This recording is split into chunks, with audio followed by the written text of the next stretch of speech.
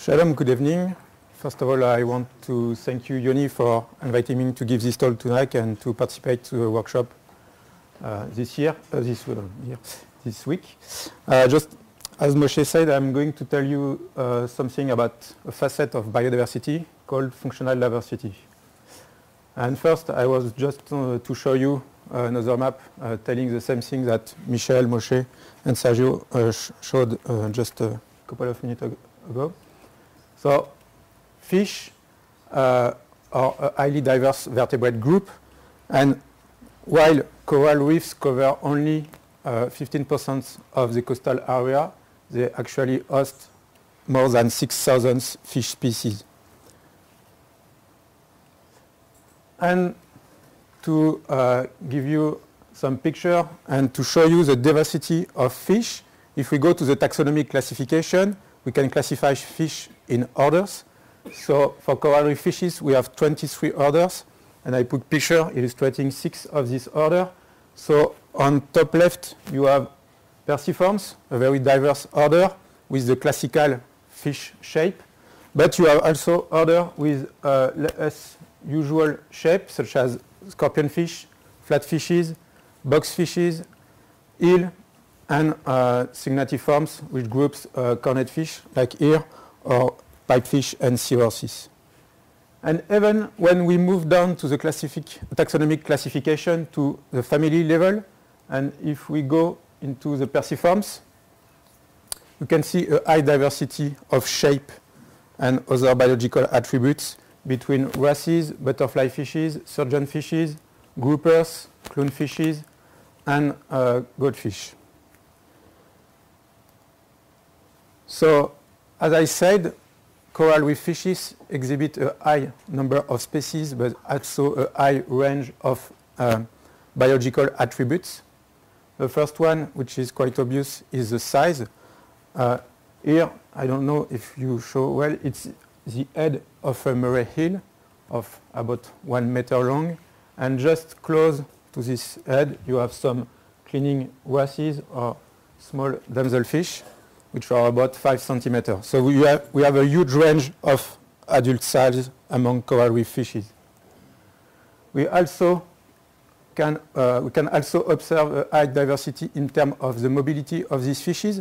Some are just staying at their place, like clownfishes in their anemones, while others are moving all along the day, even across reefs, such as barracuda on the right. Fishes have also different strategy in terms of forming groups. Some are almost always solitary, such as this hawkfish, and some others are often found in very large groups of more than 50 or even 100 individuals.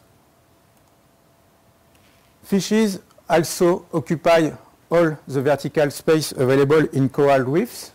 Some fishes just rest on the bottom. We call them benthic fishes, such as this lizardfish. Some others are feeding on the bottom, but moving far away from the bottom. Many of these species, of the herbivorous species, such as parrot fishes, and some others are pure pelagic, like the picture on the right. They are just moving in the water column and feeding in the water column. And coming to the diet of fishes, we also have a huge diversity of diet. And if we classified this diet loosely, we can observe the whole spectrum from fish feeding on primary producers or detritus, fish feeding on small invertebrates, and fishing that are top predators, eating other fishes, such as scorpionfish. And coral reef fishes also have different behavior during the day. Some are active only during daylight, and some others are only active during the night, and some have mixed activity. And just to mention it, because it's probably something that came to mind really easily, is that coral reef fishes are very diverse in terms of the visual perception we have.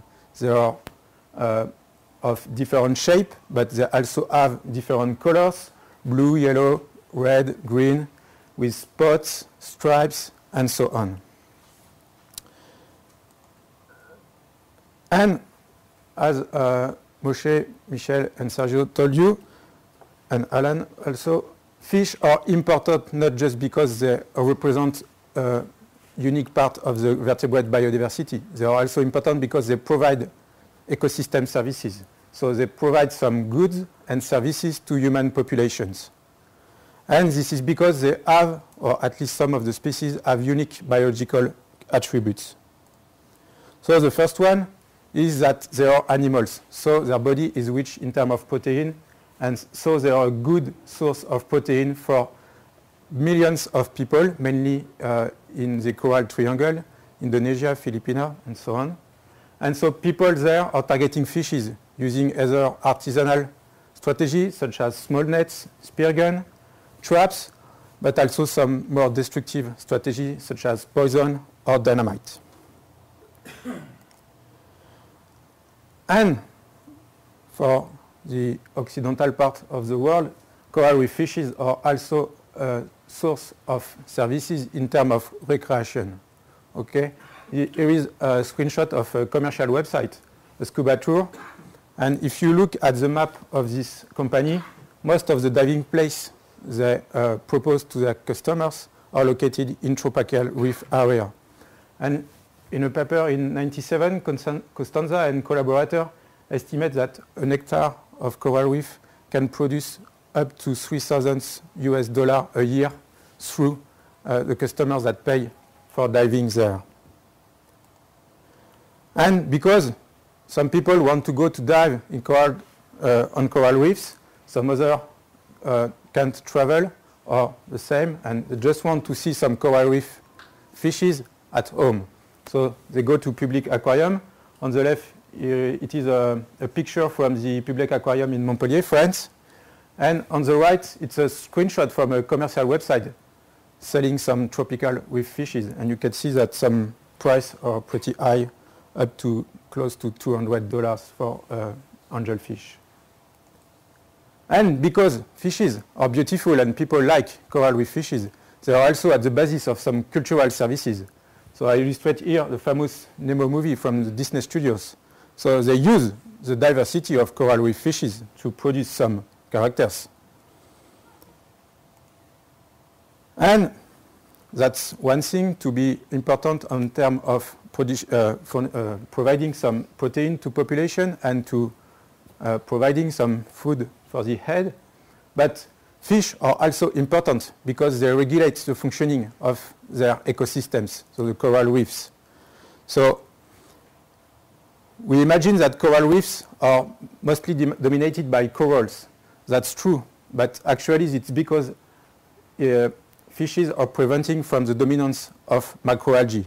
So if there is a disturbance, the ecosystem can shift from its initial state on the top left to the bottom right picture dominated by large macroalgae. And researchers from Australia, Bellwood and collaborators mainly, showed that the herbivorous fishes have a unique role to prevent from this shift by removing day after day the macroalgae. So this herbivore belongs to several families, including rabbit fishes, parrotfish. And importantly, if the disturbance happened, and it's good thing that the ecosystems go back to its initial state, so that we call resilience.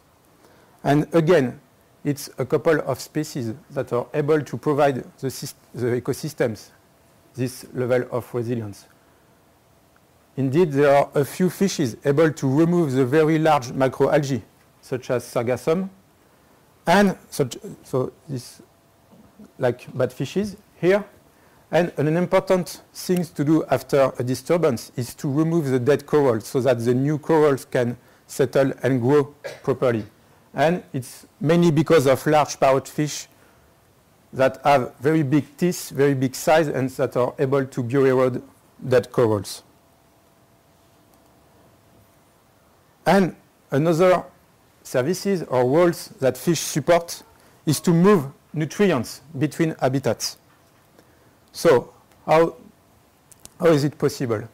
Here is an example published a long time ago about a fish from the Emulidae family, Grunter, in the Caribbean. So these fish, when you dive in the Caribbean, you saw them during the day in large groups just below some Acropora or other coral species. And they are just staying. And actually they are resting during the day and feeding during the night, but they don't feed directly on the coral reef.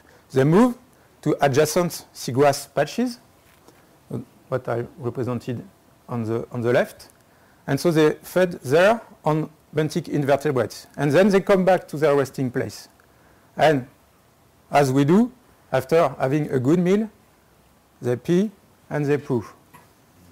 And this urine and feces contain a high proportion of nutrients that were actually produced by the invertebrates in the seagrass. So this fish species is able to move horizontally some nutrients. And the researcher showed that the corals colonies below which fish were resting grow faster. And it's because the nutrient release contributes significantly to the available pool of nutrients, limiting the coral growth. So I hope I convinced you that the biological characteristics of coral reef fishes are important because they determine how fish are able to affect the functioning of coral reefs. And that's why we start studying this facet of biodiversity, which is called functional diversity. This is the diversity of the ecological strategies present within an assemblage. So just to illustrate, if we consider these two communities, each has 4 species, so their taxonomic diversity is the same. But on the left, you have a high diversity of ecological strategies, while on the right, you have 4 powered fishes that mostly do the same job. So functional diversity is higher on the left than on the right. And as colleagues showed just before, we know the spatial pattern of taxonomic diversity across the world. We know that it's not evenly distributed. There are many more species in the coral triangle in the central Indo-Pacific than at the margin of the Indo-Pacific or even in the Atlantic Ocean. So what we try to look in this paper is to consider the large-scale patterns of functional diversity of coral reef fishes and to look at 2 of its components, the redundancy and the vulnerability.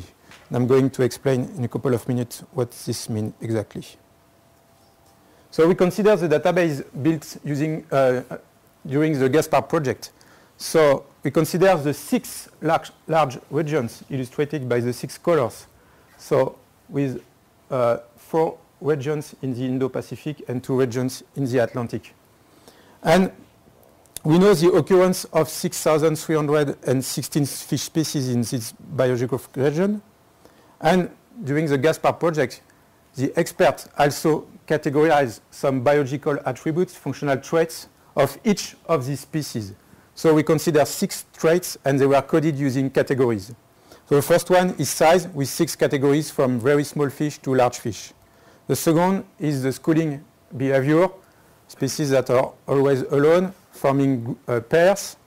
Small groups mean from 3 to 20, medium from 20 to 50 individuals, a large group, species often found in groups of more than 50 individuals. We also consider the activity, the period of activity of the fish during the day or the night. We coded the mobility in 3 categories: sedentary, mobile but at a small spatial scale, basically within a given reef, and highly mobile, the species that move between reefs in a day. We coded the vertical position, as I illustrated before, with benthic fishes, bentopelagic and pelagic. And obviously, we coded the diet because it's an important attribute, using 7 raw categories from fish eating primary producers to top predators, including also omnivorous fishes and fishes feeding on corals or mobile invertebrates.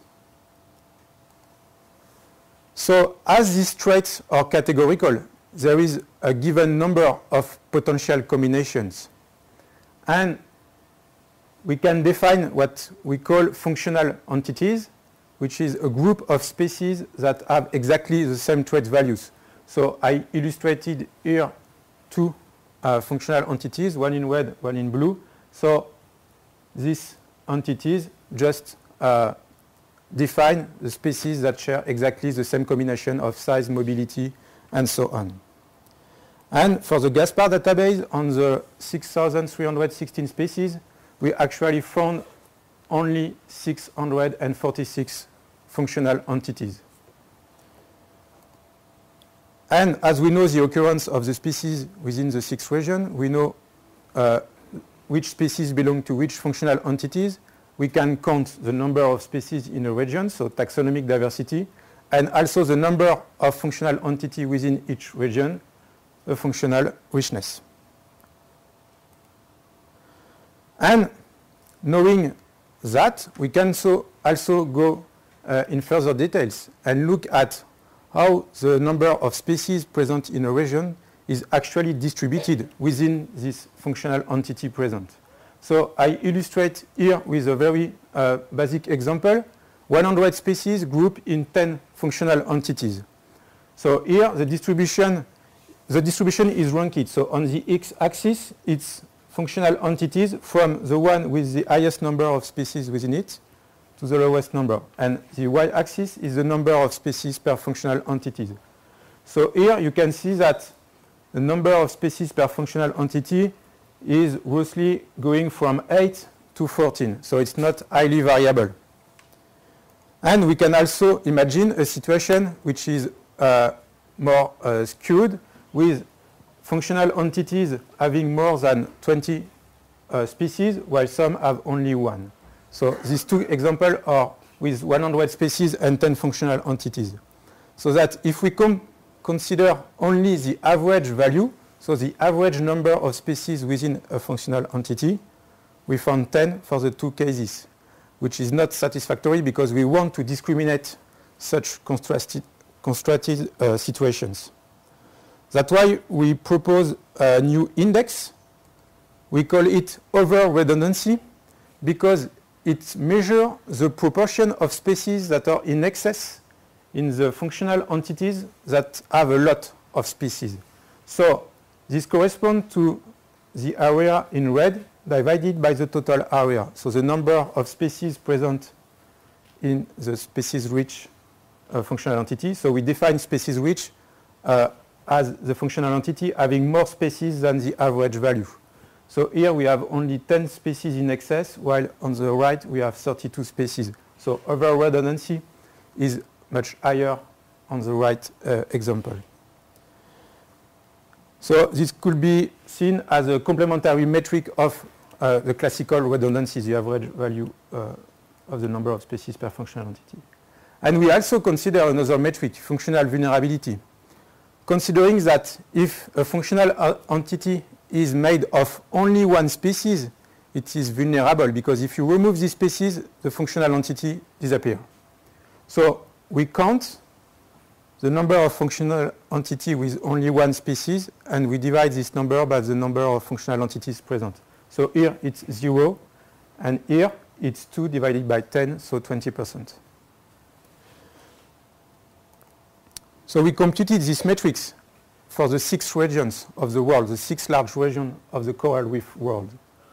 Here on this first graph, I show you on the x-axis the species richness, the number of species, and here on the y-axis the number of functional entities. So we know that there was a huge difference in terms of number of species. So here, to be clear, we have more than 3,600 species in the Central Indo-Pacific, while there are only 400 species in the Eastern Atlantic. So we have roughly a 9-fold difference in species richness.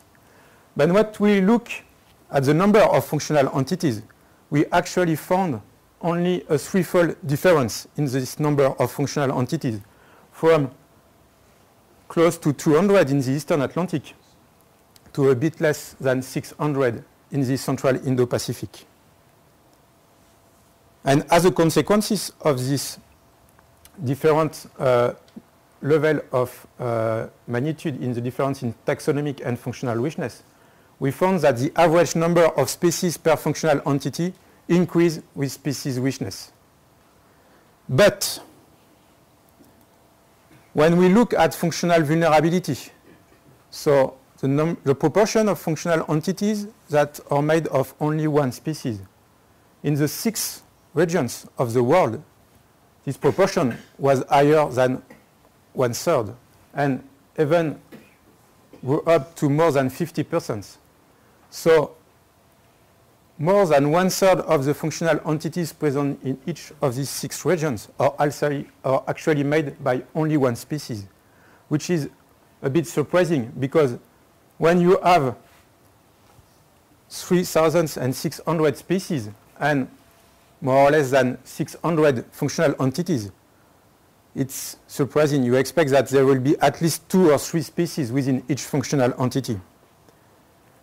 And if we look at the over-redundancy metric, so the proportion of species in excess in the species-rich functional entity, we got a clue because this metric is also very high in the 6th region, and especially in the species-rich region of the Indo-Pacific. So it means that for a given number of species, more than, let's say, 40% are actually packed in a few species-rich functional entities. So I will illustrate this by looking at the distribution. So this graph is basically the same as the gray one with the 10 functional entity and the 100 species. So for Central Indo-Pacific, we have this number of species, almost 3,700. We have a bit less than 500 functional entities. And what we found is that there is a very marked peak here on the left, meaning that there is a very high proportion of the species richness which is packed in the first, so the most species-rich functional entity. So just to give number, the average redundancy, so the average number of species is close to 8. And if we look at the functional entities that have more than 10 times its average number, we found only 7 functional entities. And this is a bit at the bottom, but if we consider the 20 functional entity with the highest species richness, they account for 1,600 species. So more than 1/3 of the total richness present in the Central Indo-Pacific. And the vulnerability is thus really high, close to 40%. So we have something which is not even at all. And we found the same patterns for the 6 regions, so including the other species-rich area of the Indo-Pacific Ocean, and also the region with less species. So you see the shape is really similar. What changed is actually only the scale on the y-axis, but we found exactly the same pattern. So it's important to note that even when a region has a lot of species, this does not prevent from having vulnerable function. And then we look at the identity of these species-rich and vulnerable functional entities. So I will illustrate with only 2 examples.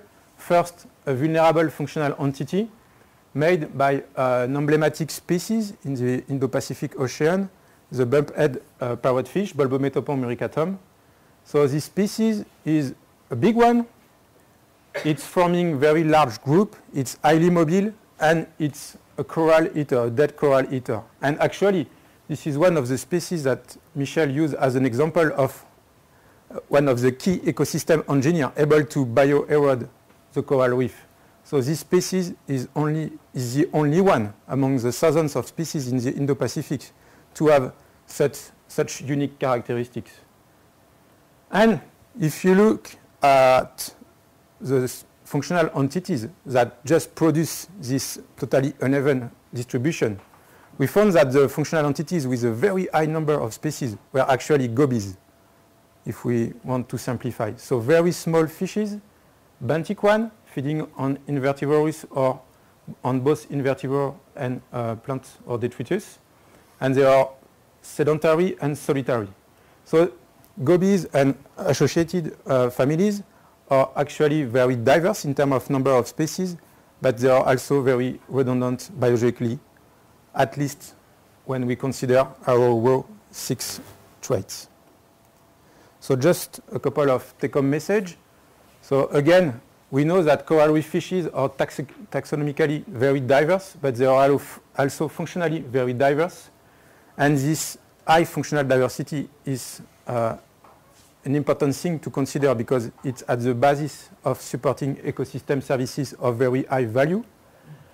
And so we have to measure and to understand what shape and what are the consequences of disturbing functional diversity, because this functional diversity is not strongly correlated to taxonomic diversity, and especially because vulnerability is always high in the 6th region, even in those with a high number of species.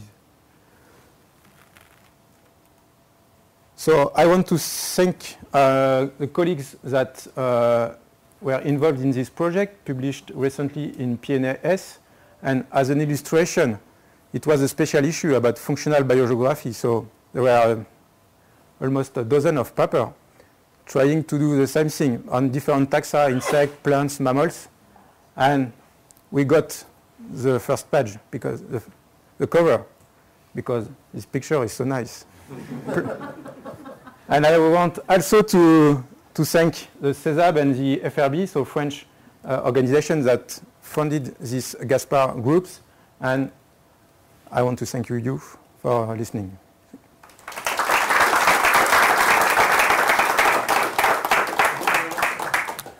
Questions? First, you're using 6 traits, right? And is there a possibility that the case of functional redundancy is that you might be missing a trait? Yes. So the reason we used only 6 traits is that coding traits for more than 6,000 species is a highly demanding task, and it also requires that the information is available. So we consider only the traits we thought was the most important to consider.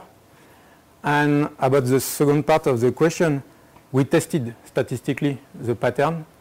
So we tested several things. We removed some traits one by one, and we show that it was the patterns I show were very robust to that.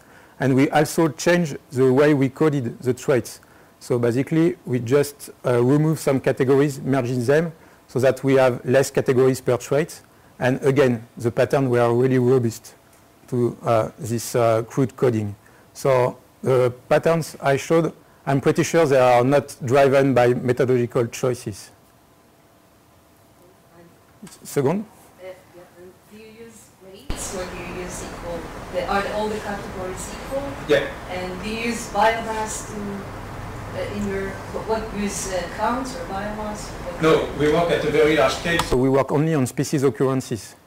So we don't know the biomass of a species at the region level, but you are totally right, and that's one of the perspectives of the workshop this week, is to transpose this approach at the very local scale and try to transpose the vulnerability and over-redundancy metrics, including the species abundances or species biomass, to say that we don't want to account only whether a species is present or not, but we want to account whether its biomass has an ecological significance. First of all, I think it's a really impressive work. Second, I want to ask is when you're talking about coral reef, you're talking about a whole community, not only fish community. So functional diversity, you did functional diversity of only fish species, and you overlooked invertebrate and other species in the reef. Don't you think you have a missing link? Yes. No. It's funny because when functional ecology was not invented but was promoted, it was a way to think independently from taxonomy. But actually what we are doing is to start using taxonomy and then coding traits. So I agree. On a reef, grazers are not only fish. There are sea urchins, turtles, but we keep the taxonomic barrier. So yes, that should be something to develop in the near future to account for, let's say, at least all the macroorganisms. But sometimes it's hard to code traits on species that have not that much in common in terms of morphology or biological traits. But I agree with the direction. Okay, one more question. The patterns that you show here are similar to patterns that you get if you look at taxonomy. If you look at the, for example, family level, you see some very specialist families and some families with a few species. So I'm asking, isn't it just a matter of statistics and how you represent the species? Maybe it's not such a... Yeah. For sure, functional classification is a bit correlated to the taxonomic classification. We expect that species belonging to the same family will actually be found in the same functional entities. But I don't remember the exact number, but when you look at the coding we did and at the global pattern, actually it's it's not straightforward.